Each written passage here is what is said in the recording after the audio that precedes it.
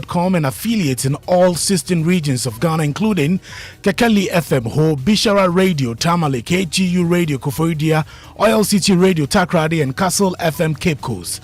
Live on X Spaces, Facebook, and YouTube. The Midday News is supported by Petrosol Platinum Energy, energizing dreams. Coming up, 7 people injured following sporadic shooting at the whole Central Mosque in the Volta region.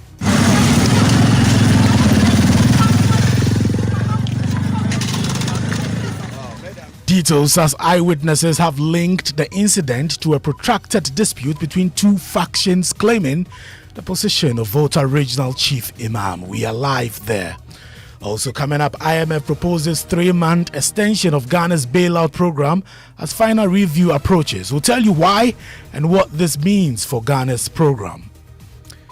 Also, Nigerian Foreign Minister defends deadly strikes launched by the U.S. against terrorist group ISIS in Sokoto State, Nigeria, reportedly which killed some terrorists. As far as we're concerned, targeting terrorists that have been attacking Nigerians, period. So it has nothing to do with one religion or another. We'll hear from a security analyst on what this means for the fight against terrorism in the West African sub-region, including Ghana. And later today is the day and excitement has reached its peak as patrons and music lovers gather for the highly anticipated Joy Family Party in the park happening now at the Brick Gardens. We are about 40. About 40? Yes. Why? Why this huge number? 5 different families. We are here enjoying ourselves. Very boom, boom, boom, boom, boom. Let's settle for the details now. My name is Maxwell Agbagba.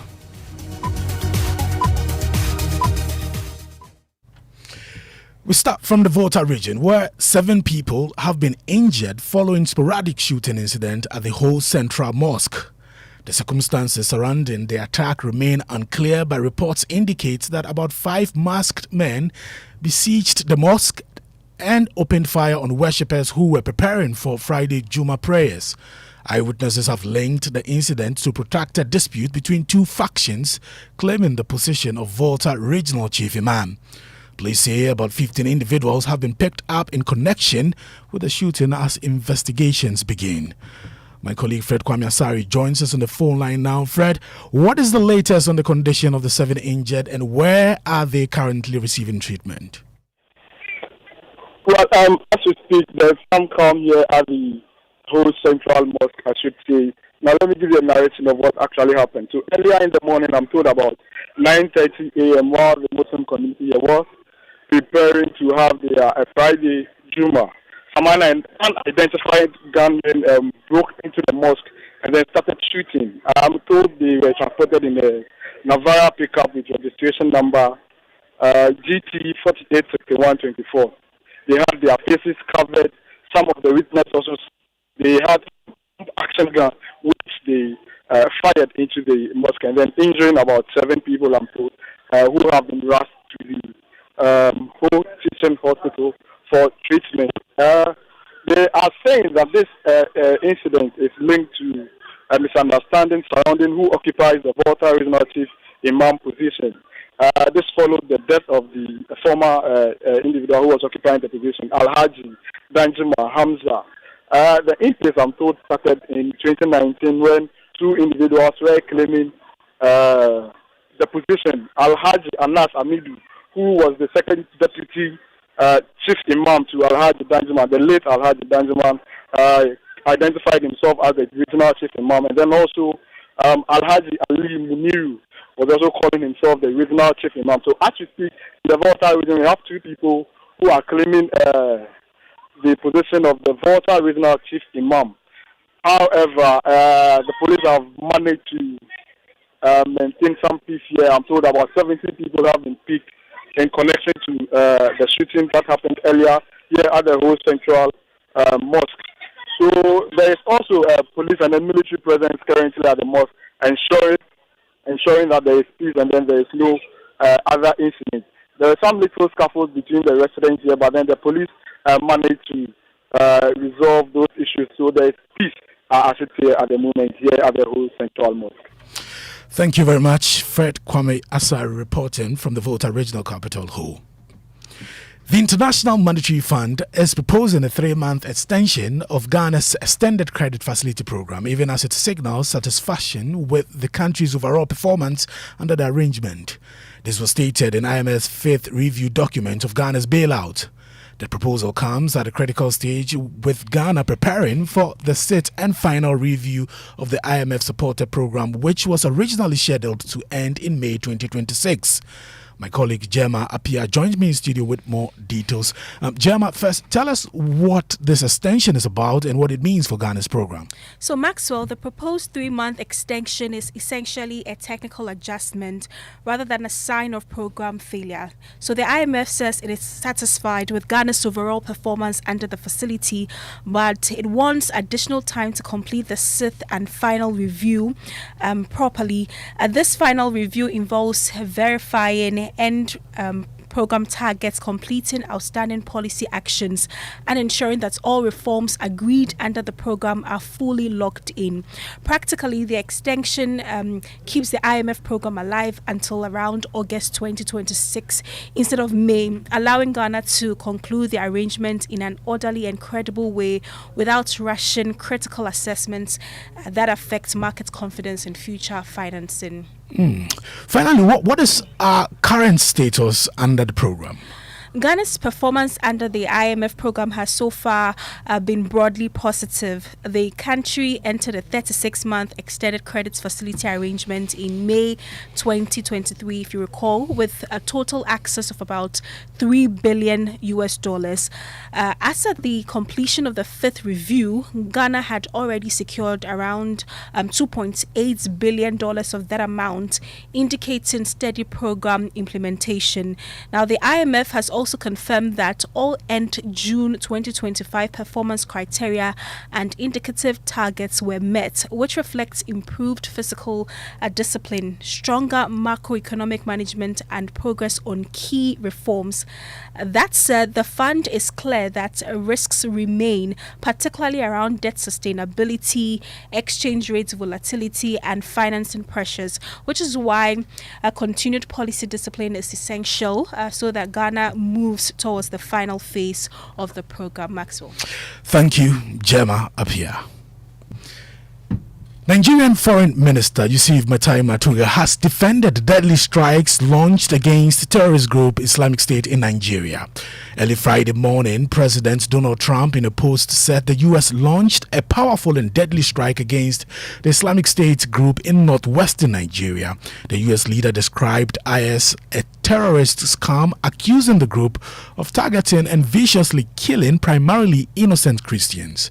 Trump said the U.S. military executed numerous perfect strikes, while the U.S. Africa Command AFRICOM later reported that Thursday's attacks was carried out in coordination with Nigeria in the Sokoto state. In an interview with the BBC, Nigerian Foreign Minister Yusuf Matai Matuga justified the strikes against Islamic State. What I can confirm is a joint operation between Nigeria and the US that has targeted terrorists. It has nothing to do with a particular religion. It is, as far as we're concerned, targeting terrorists that have been attacking Nigerians, period. So it has nothing to do with one religion or another. And nor does it have anything to do with Christmas. It could be any other day. It is to do with attacking terrorists that have been killing Nigerians. Well, in an interview, that was the interview with the BBC Nigerian Foreign Minister. Now, the BBC's correspondent, Makochi Okafu, has been given further details on the strike. The US has confirmed, even the Nigerian government has confirmed a joint attack in the northwest part of Nigeria, specifically Sokoto State. Now, over the years, for more than a decade, Nigeria has been battling insurgencies, specifically from armed groups and jihadist groups. Now, in November, the US president did say that there was potential that he was going to go in guns a-blazing and carry out strikes potentially in Nigeria. But now we have seen this happen. While the US president did say that this was an attack on Islamist, what he called Islamic terrorists, targeting particularly Christians, the Nigerian foreign minister has sort of also said that this is more on just what he has called attack on terrorists, because according to the government, these attacks have not just targeted Christians, but they've also impacted Muslims also. You're the BBC's Makochi Okafor, joining us now to understand the implications of this for Nigeria and the entire West African sub-region, the security analyst, Dr. Victor Doke. Doc, what do you make of the decision by the U.S. to strike the Islamic State terrorists in Nigeria?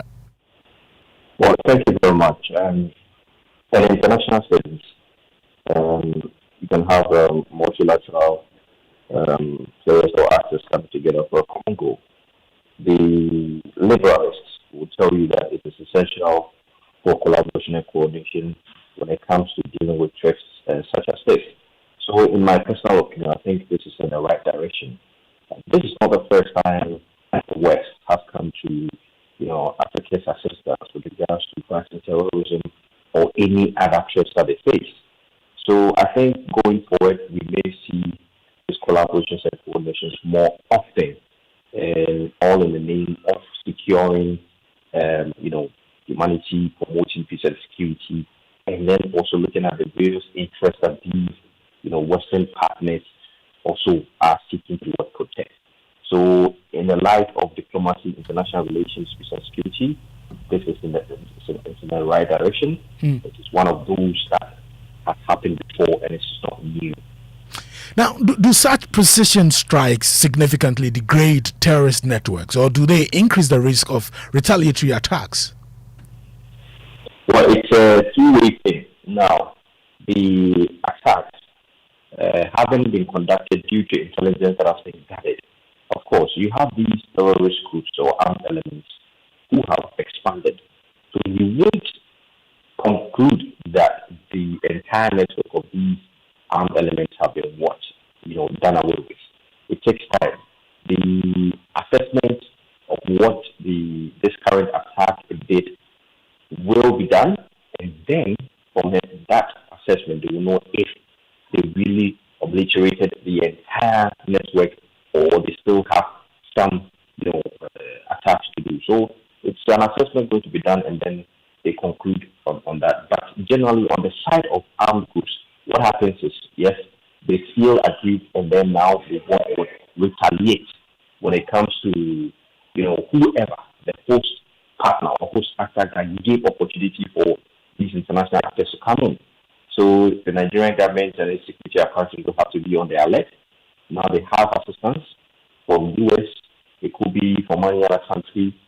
Collaboration, coordination needs to be strengthened in the area of intelligence gathering, training, and capacity building. And with that, you are sure to pick up intelligence whenever these armed elements want to, strike. But yes, you could say that you would, expect that these armed groups would want to retaliate, which they have to be ready whenever it comes to that. Finally, before you go, does increased U.S. military involvement strengthen West Africa's counterterrorism capacity, or does it risk dependency and long-term instability? The dependency aspects of the region haven't been, something that has been there for some time, because we've not been able to either pull up resources immediately to, tackle any threat.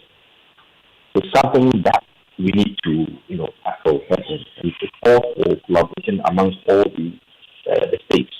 Now, it doesn't mean that we're going to be dependent. Each of the parties that come into this multilateral agreement would know their role and responsibilities. So that if, for example, Nigeria is supposed to, supply the men on the ground going there, the U.S. would have to use area bombardments and whatnot. Everybody understands.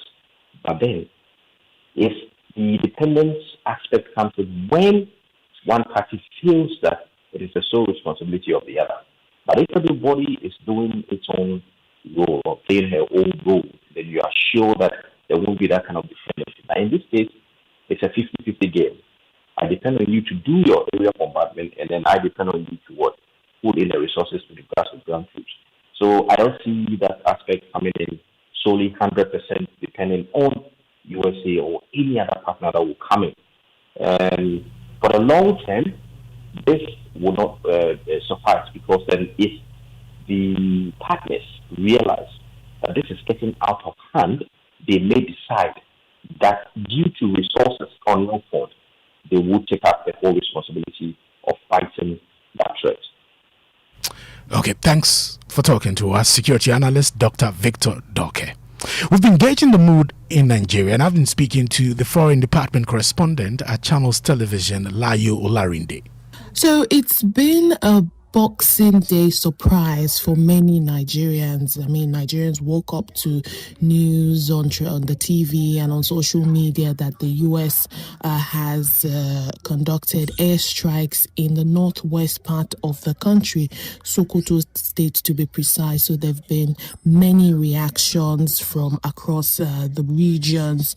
Many people on social media especially saying they're happy and thankful to Donald Trump for doing this, but there's also been other strong and divided opinions, with some Nigerians saying that we should be cautiously optimistic with this, because some pundits and analysts are raising concerns about the sovereignty of Nigeria, questioning why a foreign military would carry out airstrikes on Nigerian soil. However, the Nigerian government has, released its own statement saying this, confirming that, Nigerian authorities were indeed engaged in a structured security cooperation with the U.S.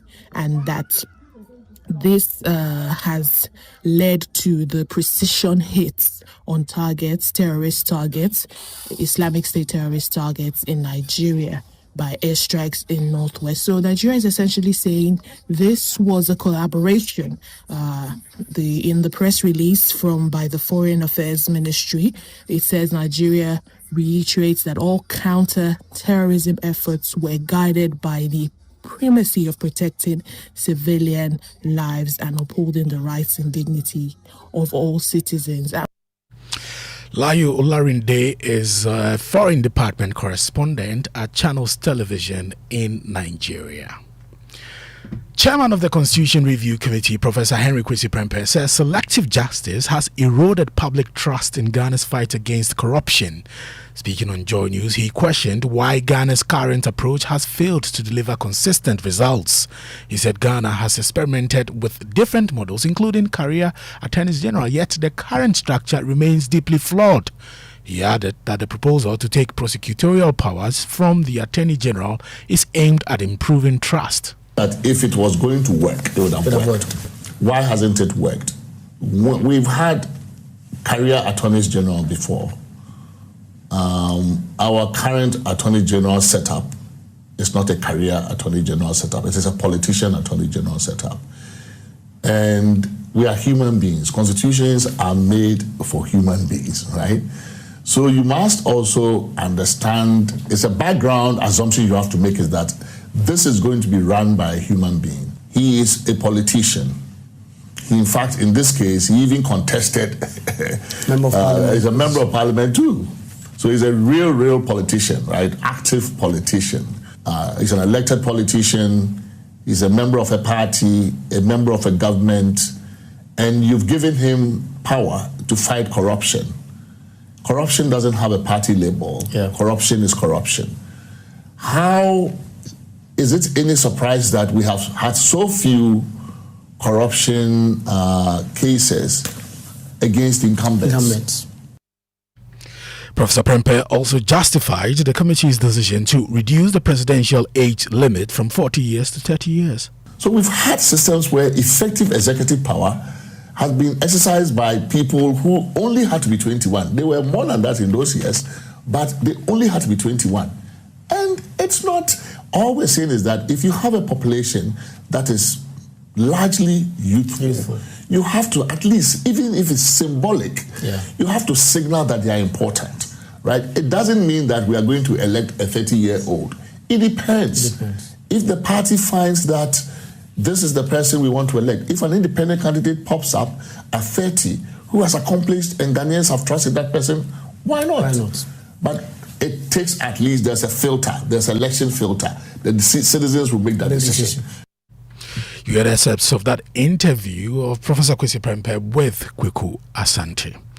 It's time for a short break on the midday news. When we return, today is the day and excitement has reached its peak as patrons and music lovers gather for the highly anticipated Joy Family Party in the park happening at the Bree Gardens.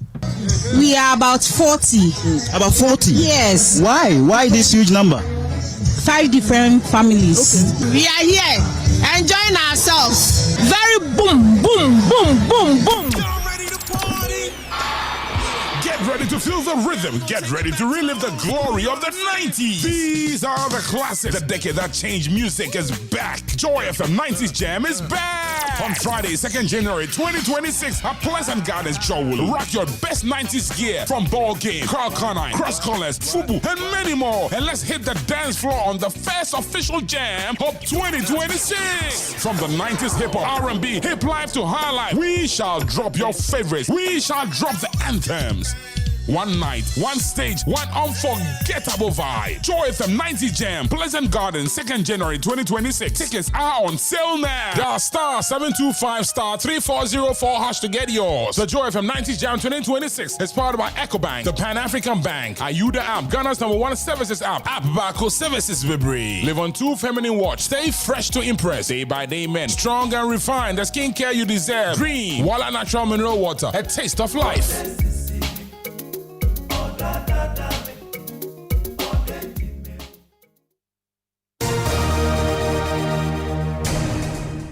You're listening to the Joy Midday News. Welcome back from the break. And it's time to bring you up to speed on the Christmas fun happening.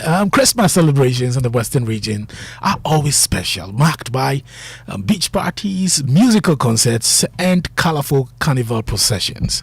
Now, a major highlight of the festivities is the display by masquerade clubs locally known as anchors, which have become a defining feature of Christmas in the region. Over the years, this rich carnival culture has been woven into the social fabric of the Western region, driven by popular clubs such as Anchors, Holy Cities, Valencia, Supreme, and Spain, among others.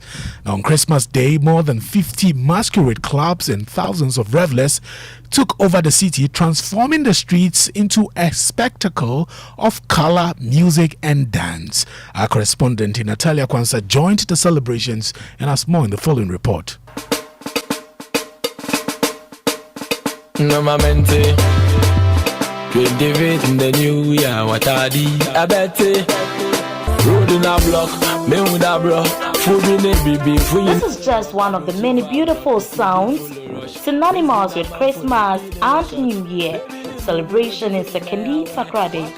It is felt in every nook and cranny in Takoradi, especially. People dance, move in a particular special rhythm. In conformity with the sound, they are usually dressed in a special zone, uniforms, and faces covered, hands covered with white gloves, with very flat white canvas, and socks to match with a boudoir. You can call them masqueraders, but we prefer fancy dress, and for those enlightened, anchors for the street lovers. For decades, they have lit the Yuletide in Takoradi with their tunes, dance moves, attire, groups, marks, and the intriguing A1.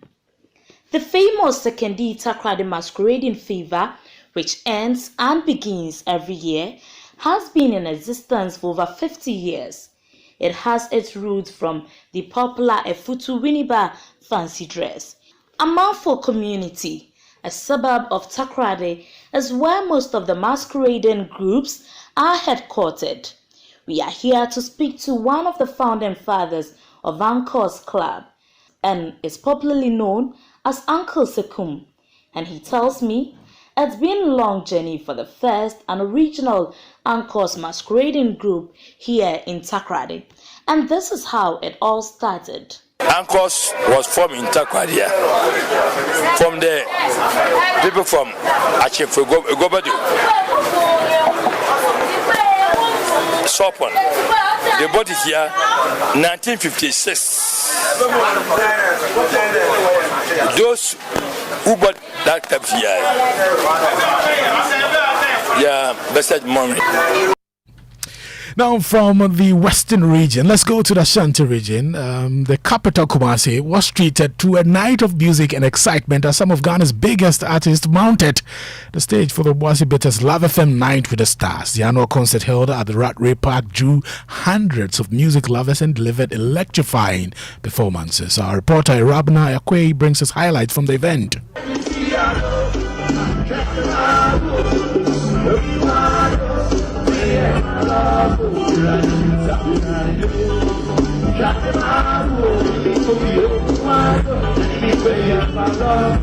Kumasi has been very supportive. They play my songs. Though I'm singing fancy, they sing along. They've been supporting. So me coming here on 25th, it's very special. It's like a ritual. We have to do it every year.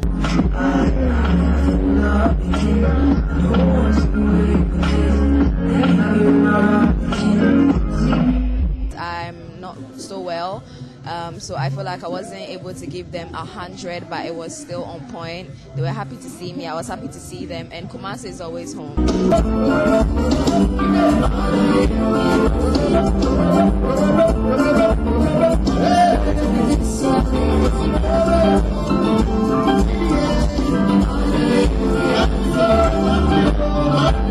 The fans always give the energy. Yeah, when the fans are happy, you're also happy. You know, it's always nice to come to Oselcrom. Oselcrom is like, you know, it's like the place which actually made Kwabna. If I'm being specific. I'm absolutely loving it over here. So many amazing performances so far. I feel like they have done way better this year than the previous years before. Now, from the Ashanti regional capital, Kumasi, let's come to the Greater Accra regional capital, the capital. Accra, today is a day and excitement has reached its peak as patrons and music lovers gather for the highly anticipated Joy Family Party in the park. The event happening today at the Bree Botanical Gardens promises a fun-filled family experience with live performances from Kwampa Band, Dope Nation and Kwabna. Artists celebrated for their energetic stage presence and strong connection with their audience. My colleague Fatal Bayaga is already there and has more in this report.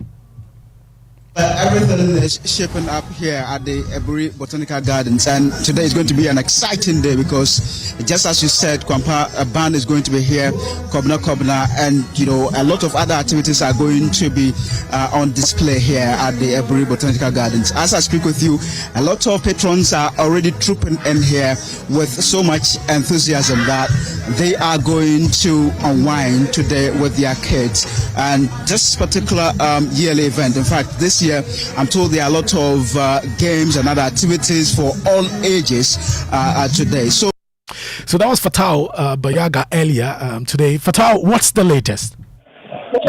Max, it's been very, very exciting here at the Bree Botanical Gardens. As I speak with you, hundreds of people are already trooping in here. And Max, you are missing a lot because people are gyrating to very good tunes from Kwampa Band. And in fact, the excitement is very palpable. In fact, I would say that it's quite printed boldly on their faces when you look at them, because.